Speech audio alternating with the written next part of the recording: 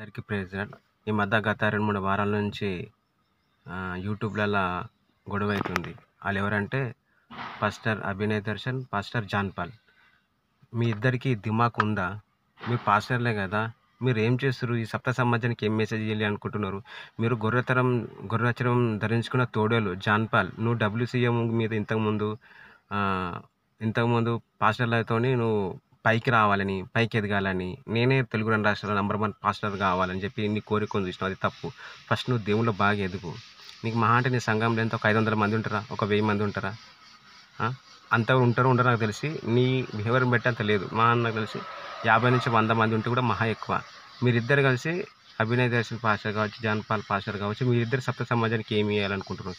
ఇప్పటికే జరిగిన విషయం నుంచి బయటకు రావడానికి క్రైస్తవం కోలుకోలేకపోతున్నారు. ఇప్పటికీ ఆ మూడ్లో ఉన్నారు.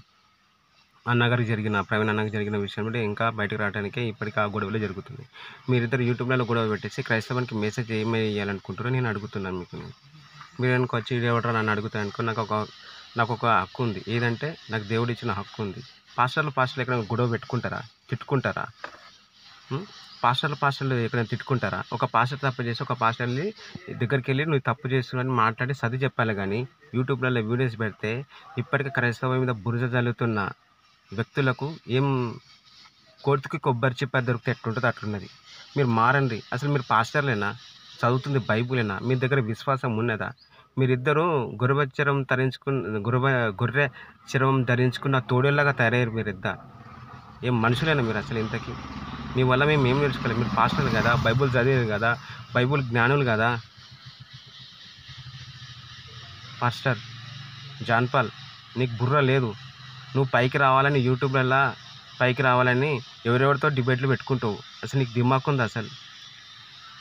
క్రైస్తవం నీలాంటి వల్ల కిందికి దిగిపోతుంది కానీ పైకి రావట్లేదు. మీరు మారండి కొంచెం.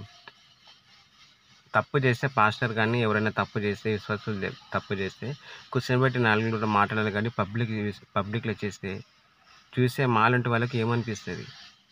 మీరు మారరా? ఏమనుకుంటారు అసలు మీరంటే? దేవుని గురించి ఏమంటారు? నా నామం అన్య జనుల మధ్యలో అవమానపడుతుందని అంటున్నారు. అది మీరు ఇంకా ఎక్కువ చేస్తారు. ఇంకా ఏమైనా తప్పులు జరిగితే పెద్దల నలుగురిని కూర్చొని ఏదైనా మాట్లాడాలా? మీ ఇద్దరు స్కూల్ ఫ్రెండ్సా, చర్చి ఫ్రెండ్సా, లేకపోతే కాలేజ్ ఫ్రెండ్సా?